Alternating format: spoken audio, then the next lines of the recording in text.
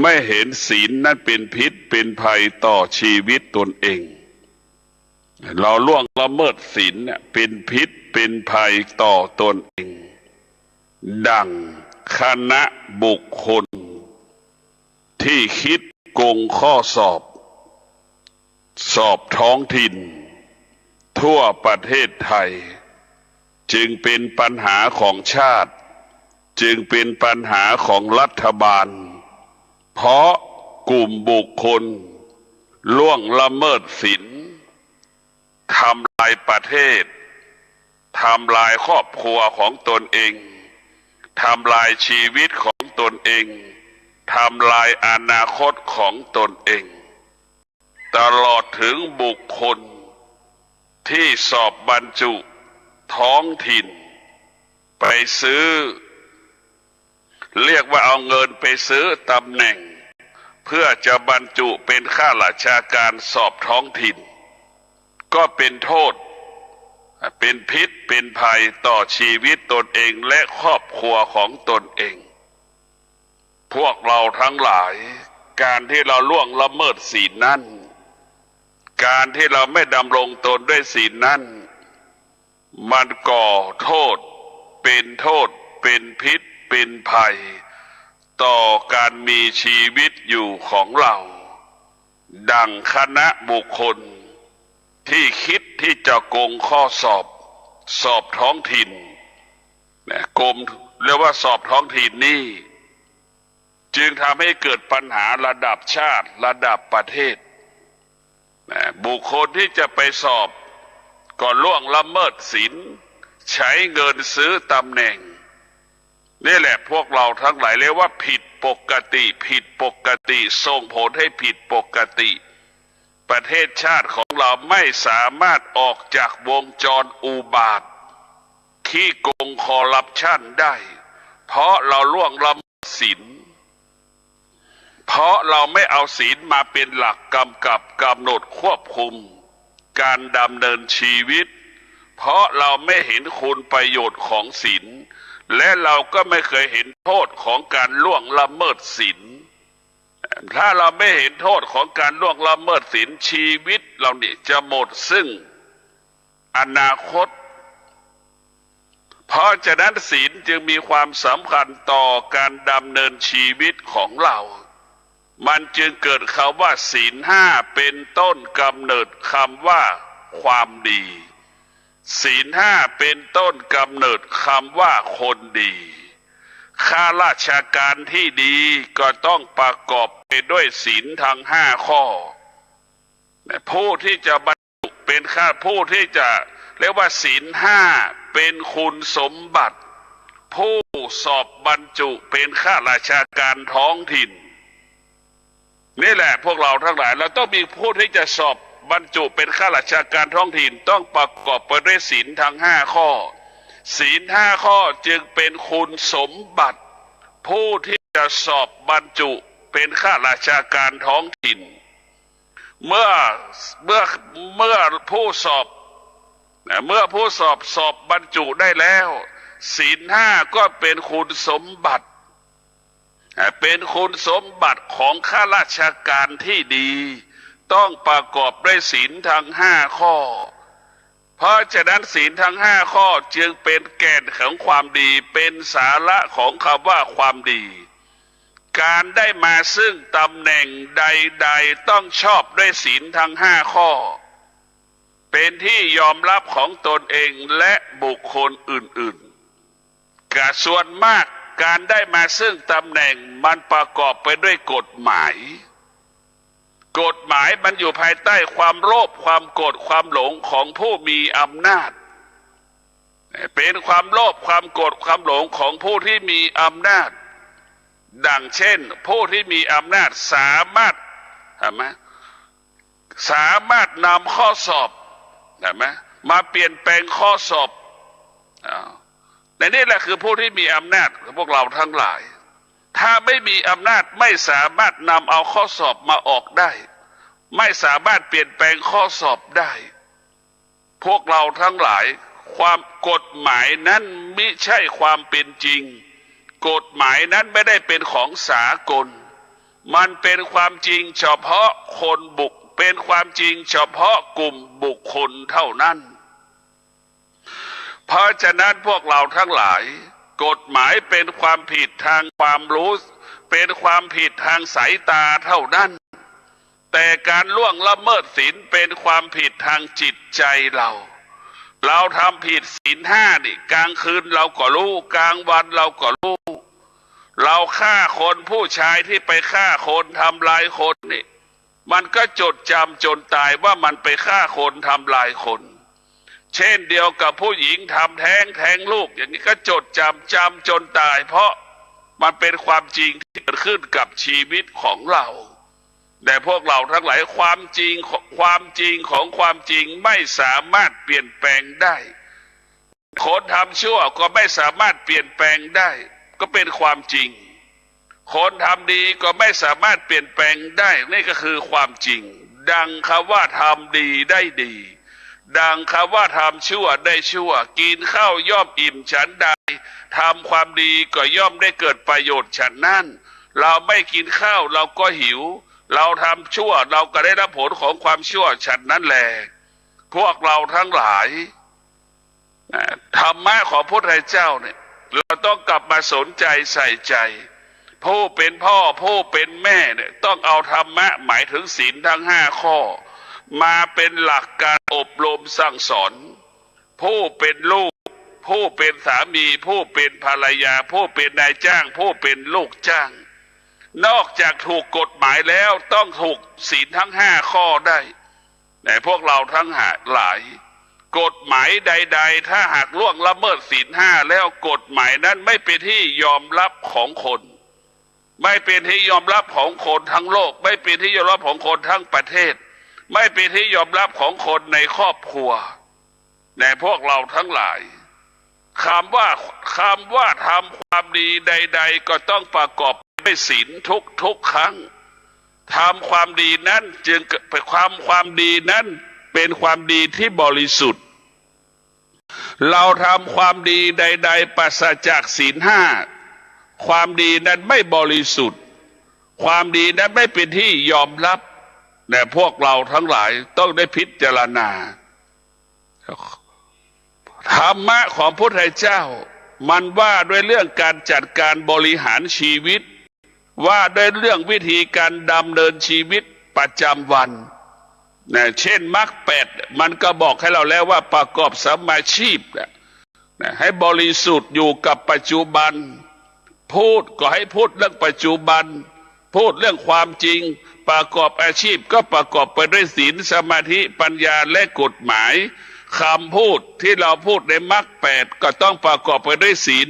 ต้องประกอบไปด้วยกฎหมายจึงจะเป็นความจริงแต่พวกเราทั้งหลายต้องพิจารณาเราต้องพิจารณาว่าการได้มาซึ่งฐานะตำแหน่งเกิดจากการล่วงละเมิดศีลเนี่ยมันไม่เป็นที่ยอมรับมันไม่เป็นที่ยอมรับของตนเองและบุคคลอื่นๆดังลิ้นและไปสัมผัสกับเกลือเราก็รู้ว่ามันเค็มแต่เราก็สามารถปฏิเสธได้ว่ามันไม่เค็มนะอันนี้ก็คือเป็นการที่ปกปิดบังความรู้สึกไม่มีเกลือที่ไหนมันไม่เค็มไม่มีในโลกแต่พวกเราทั้งหลายเช่นเดียวกับคนไหนที่ทำดีแล้วก็ย่อมรู้ว่ามันดีคนไหนทำไม่ดีก็รู้ว่ามันไม่ดีความดีความไม่ดีรู้ได้เฉพาะตนเองจิตของเรารู้ความจริงแต่ปากเราสามารถปฏิเสธความจริงนั้นได้แต่พวกเราทั้งหลายจิตเรารู้ความจริงปากเราน่าสามารถปฏิเสธความจริงได้ปากกับจิตมันจึงไม่ตรงกันปากกับจิตมันไม่สัมพันธ์กันปากก็อีกอย่างหนึ่งจิตก็อีกอย่างหนึ่ง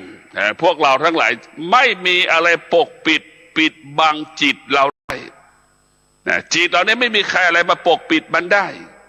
เพราะมันรู้ว่าร้อนมันก็รู้ว่าร้อนหนาวมันก็รู้ว่าหนาวเผ็ดมันก็รู้ว่าเผ็ดหวานมันก็รู้ว่าหวานเค็มมันก็รู้ว่าเค็มแต่กิเลสตัณหาราคะทิฏฐิมานะ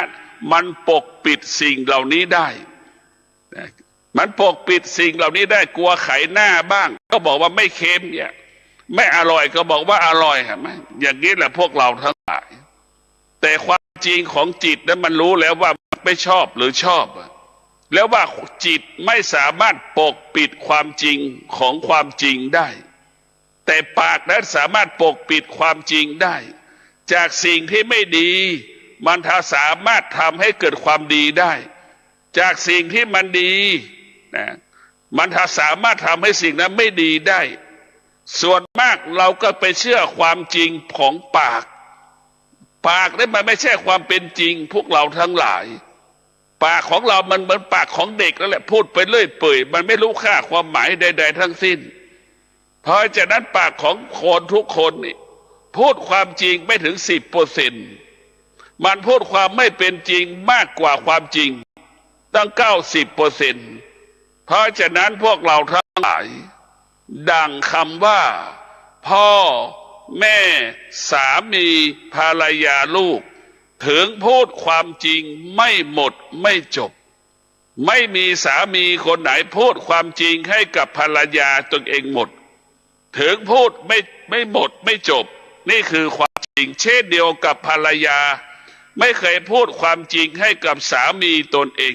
ถึงแม้พูดไม่หมดไม่จบเช่นเดียวกับลูกไม่เคยพูดความจริงนะให้กับพ่อกับแม่หมดถึงแม้พูดความจริงไม่หมดไม่จบนี่แหละถึงมาที่สุดก็เหมือนแม่กับพ่ออีกไม่ถึงแม้พูดความจริงกับลูกก็ไม่สามารถพูดความจริงให้กับลูกหมดได้นี่แหละพวกเราทั้งหลายเมื่อเรารู้แล้วว่าทุกคนมันเป็นเช่นนี้ดังพ่อแม่สามีภรรยาลูกไม่เคยพูดความจริงหรือพูดความจริงไม่หมดไม่จบถ้าเรารู้อย่างนี้แล้วเราจะไม่ถูกหลอกเราจะไม่ถูกหลอกไม่ถูกโกงดังผู้ที่เข้าบรรจุเป็นข้าราชการท้องถิ่นเนี่ยใช่ไหมมีตั้ง400,000 คนเนี่ยพวกเราทั้งหลายคนที่มันเสียเงินไปแล้วถึง900 คน 9,000 คนที่ฟังข่าวพวกเราทั้งหลายเสียเงินไปซื้อตำแหน่งตั้ง9,000 คนอย่างเงี้ยนึกดูกันแล้วกันและตำแหน่งมีแค่1,000 คนหรือ800 คนเนี่ยนึกดูกันแล้วกันนะ9,000เนี่ยเงินอยู่ที่ไหนแล้วพวกเราทั้งหลายเนี่ยเราไปเชื่อเขาเนี่ยจึงทำให้เราถูกหลอกถูกโกงเนี่ยพวกเราทั้งหลายเหมือนข่าวที่ปักใต้เห็นไหมไปเก็บเงินแล้วมาสอบไม่ได้ยิงกันเห็นไหมยิงบ้านกันแต่พวกเราทั้งหลายรู้ว่าศีล 5นี่มันมีความสำคัญต่อการดำเนินชีวิตของมนุษย์เพราะฉะนั้นรัฐบาลก็ดีกระทรวงศึกษาธิการก็ดีมันต้องกลับมาสนใจเรื่องศีล 5อยู่เหนือกฎหมายศีล 5ได้อยู่เหนือกฎหมายศีล 5เป็นต้นกำเนิดของกฎหมายศีล 5จึงเป็นผู้ควบคุมกฎหมายศีล 5จึงเป็นผู้ควบคุมเจ้าหน้าที่พนักงานที่ควบคุมกฎหมายแต่พวกเราทั้งหลายคนที่จะมาใช้กฎหมายให้เกิดความยุติธรรมให้ความเป็นธรรมคนเหล่านั้นต้องประกอบไปด้วยศีลพวกเราทั้งหลายศีล 5เปรียบเสมือนกฎหมายกำกับกำหนดควบคุมโจทย์และจำเลยนะควบคุมโจทย์และจำเลยนะพวกเราทั้งหลายไปกำกับกำหนดควบคุมอัยการผู้พิพากษาอีกนะมันยิ่งใหญ่กว่ากฎหมายในศีล 5ในพวกเราทั้งหลายศีล 5มันยิ่งใหญ่และมันมีอานุภาพเป็นความจริงทุกวันนะผู้พิพากษาจะทำถูกก็รู้อยู่แก่ใจผู้พิพากษาจะทำผิดก็รู้อยู่แก่ใจนี่แหละพวกเราจะให้คุณแก่บุคคลใดบุคคลหนึ่งก็รู้อยู่แก่ใจจะให้โทษแก่บุคคลหนึ่งบุคคลใดก็รู้อยู่แก่ใจนี่แหละศีล 5มันจึงศีล 5นั้นมันจะมีบทบาทเช่นศีล 5ข้อที่ ว่าด้วยการสื่อสารเนี่ยเช่นอัยการผู้พิพากษาสื่อสารทางคำพูดเห็นไหมทางคำพูดอย่างเงี้ยมันต้องประกอบไปด้วยศีลห้าข้อที่สี่ศีลห้าข้อที่สี่ว่าด้วยการสื่อสารความจริงและสื่อสารความจริงเท่านั้นบทศีลห้าข้อที่สองโจทย์และจำเลยทุกอักขระพยัญชนะโจทย์จำเลยลิขิตเขียนบันทึกทุกตัวอักษรต้องประกอบไปด้วยศีลห้าข้อที่สองต้องประกอบไปด้วยศีลห้าข้อที่สี่นี่แหละคือความจริงนี่คือความจริงเราจะได้รับความเป็นธรรมก็อยู่ตรงนี้แต่พวกเราทั้งหลายการล่วงละเมิดศีลการล่วงละเมิดศีลบ่อนทำลายเศรษฐกิจของชาตินะพวกเราทั้งหลายยกตัวอย่างหัวหน้าครอบครัวผู้เป็นพ่อดื่มเหล้าทุกวันเนี่ยทุกวันวันละ20 บาทนึกดู30 วันเนี่ยเป็นจำนวนเงินเท่าไหร่ผู้ชายไทยมีประมาณสัก40 ล้านก็พอนึกดูดิผู้ชายไทยมีสัก30 ล้านก็ได้30 ล้านคนถ้าดื่มเหล้าทุกคนวันละ20 บาทนึกดูคิดเป็นเงินเท่าไหร่พอดื่มเหล้าเสร็จแล้วผลของการดื่มเหล้านำมาซึ่งปัญหาสารพัดปัญหาอีกเห็นไหมทำให้เราสูญเสียการจัดการบริหารงบประมาณอีกเท่าไหร่ชกต่อยตีกันอีกเห็นไหมเป็นโรคภัยไข้เจ็บอีกเพราะฉะนั้นพวกเราทั้งหลายการล่วงละเมิดศีลเป็นการทำลายเศรษฐกิจของชาติเป็นการทำลายความมั่นคงของชาติเป็นการทำลายความมั่นคงของชีวิตเป็นการทำลายความมั่นคงของครอบครัวในพวกเราทั้งหลายเรียกว่าประชาชนชนชาติใดดำรงตนด้วยศีลประเทศชาตินั้นมั่นคงประเทศชาตินั้นเกิดความสงบเหมือนประเทศภูฏานพวกเราทั้งหลาย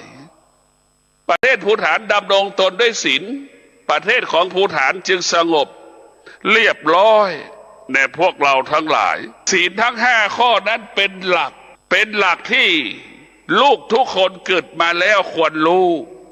คนทุกคนเกิดมาแล้วควรรู้ผู้เป็นพ่อผู้เป็นแม่ควรเอาศีลทั้ง5 ข้อเป็นเครื่องอบรมสั่งสอนดังคำว่าแม่บอกว่าลูกอย่าไปทำความไม่ดีแม่ก็ไม่รู้ว่าคำว่าความไม่ดีหมายถึงอะไรคำว่าความไม่ดีได้แก่อะไรพ่อกับแม่ก็ไม่รู้ได้พูดแต่คำว่ามันไม่ดีนี่แหละพวกเราทั้งหลายมันจึงเข้าไม่ถึงแกนแห่งความดีคำว่าไม่ดีก็หมายถึงการล่วงละเมิดศีล5 ข้อนั่นแหละคือคำว่าไม่ดีคำว่าบอกให้ลูกทำดีพ่อกับแม่ก็บอกให้ลูกทำดีซ้ำๆพ่อกับแม่ก็ไม่รู้อีกว่าคำว่าทำดีนั่นคือได้แก่อะไร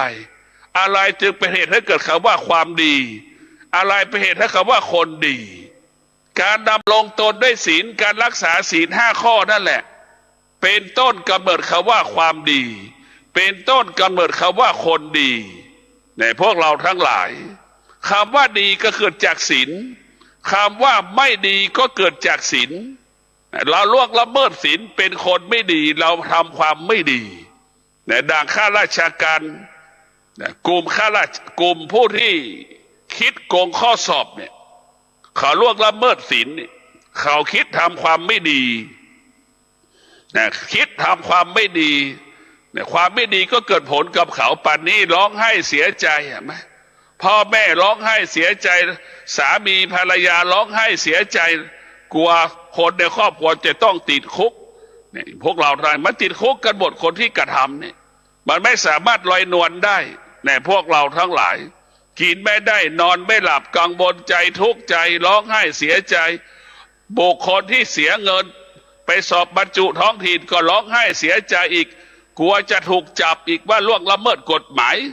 ให้สินบนเจ้าหน้าที่เพื่อซื้อตำแหน่งมันผิดหมดทุกอย่างแต่พวกเราเป็นวงจรอุบาท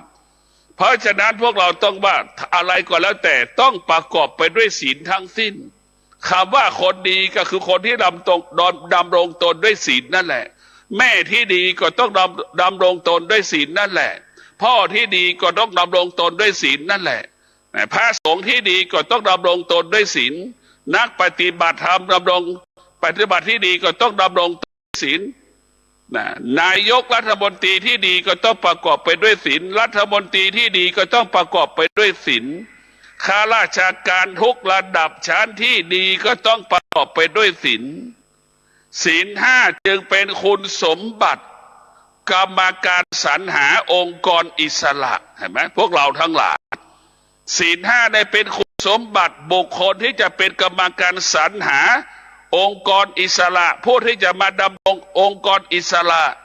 ผู้ที่จะมาดำรงตนองค์กรอิสระบุคคลเหล่านั้นก็ต้องดำรงตนด้วยศีลห้าศีลห้าก็เป็นคุณสมบัติบุคคลที่จะมาดำรงองค์กรอิสระเช่นปปชปปปแต่พวกเราทั้งหลายศาลรัฐธรรมนูญนี่ผู้พิพากษาอัยการศีลห้าจึงเป็นคุณสมบัติพวกเราทั้งหลายเป็นคุณสมบัติหมดของคนผู้ที่จะมาดำรงตำแหน่งแต่ทุกวันนี้พวกเราทั้งหลายถ้ากรรมการสรรหาองค์กรอิสระล่วงละเมิดศีลมันจึงเกิดปัญหาเป็นปัญหาดังคำว่าหัวสวเนี่ยพวกเราทั้งหลายไม่เป็นที่ยอมรับพูดมา2 ปีปันนี้มาทุก2 ปีแล้วพวกเราทั้งหลายพูดตั้งแต่วันแรกจนถึงวันนี้พูดทุกวันหัวสวหัวสวไม่จบไม่สิ้นเขากระโดงวันนี้ก็พูดไม่จบไม่สิ้นนะพวกเราทั้งหลายอะไรที่ล่วงละเมิดศีลอะไรที่ล่วงละเมิดศีลล่วงละเมิดกฎหมายนี่มันไม่เป็นที่ยอมรับของคนทุกคนเราจะเห็นได้ว่าเขากระโดงก็ดีที่เป็นข่าวเรารู้ได้อย่างดีพูดด้วยตั้งแต่หัวสวนะเป็นข่าวมาทุกวันไม่มีวันไหนไม่พูดเรื่องเขากระโดงไม่มีวันไหนที่เราไม่พูดเรื่องหัวสวเนี่ยพวกเราพิจารณาดูนี่แหละคือการล่วงละเมิดศีลไม่เป็นที่ยอมรับพวกเราก็ต้องพิจารณาบุคคลที่มีปัญญาจะเห็นโทษของการล่วงละเมิดศีลแล้วจะบุคคลที่มีปัญญาจะดำรงตนด้วยศีลศีลจะสำรวมกายศีลจะสำรวมวาจาเรียกว่าศีลกำกับกายกำกับจิตให้เราคิดดีพูดดีทำดีคำว่าคิดดีพูดดีต้องประกอบไปด้วยศีลนะพวกเราทั้งหลายคิดดีพูดดีต้องประกอบไปด้วยศีลสิ่งนั้นจะเป็นประโยชน์เกิดประโยชน์คิดดีแต่ล่วงละเมิดศีลไม่ใช่ความเป็นจริงของความดี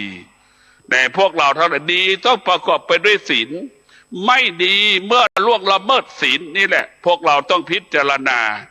เราต้องพิจารณาว่าศีลนั้นมีความสำคัญต่อชีวิตของเราดังเช่นสามีภรรยาล่วงละเมิดศีลที่สุดแตกแยกอย่าล้างกันเราแตกแยกอย่าล้างกันเพราะเราล่วงละเมิดศีลนั่นแหละเราไปติดตามดูใครอยู่ใกล้คนที่ล่วงละเมิดเราไปอยู่ใกล้สามีภรรยาคู่ใดก็แล้วแต่ที่มันเลิกกันเราเอาศีลไปจับดูส่วนมากมันจะล่วงละเมิดศีลไม่สามีล่วงละเมิดศีลก็ภรรยาล่วงละเมิดศีลจึงเลิกกันแตกแยกอย่าล้างกันอยู่ด้วยกันไม่ได้นี่แหละพวกเราทั้งหลายนะเพราะฉะนั้นศีลนี่มีความสำคัญเช่นพ่อแม่รักษาศีลเนี่ย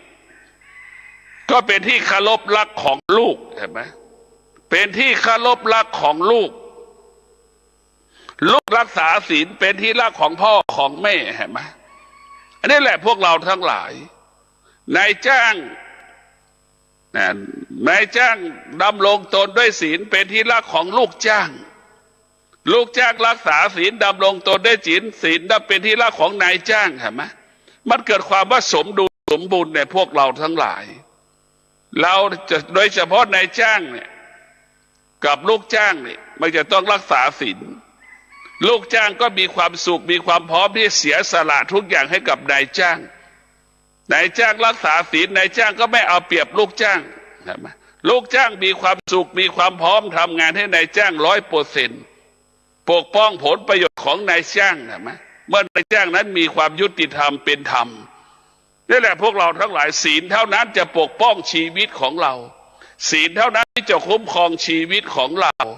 นะศีลนี่แหละคือเป็นผู้ปกป้องคุ้มครองชีวิตของเราเมื่อเราไม่รักษาศีลแล้วพวกเราทั้งหลายศีลเป็นพื้นฐานของสตินะศีลเป็นพื้นฐานของสติถ้าเรารักษาศีลแล้วสติจะมั่นคงหรือเรามีสติแล้วเราจะรักษาศีลให้มั่นคงเนี่ยสองอย่างพวกเราทั้งศีลและสติต้องอาศัยกัน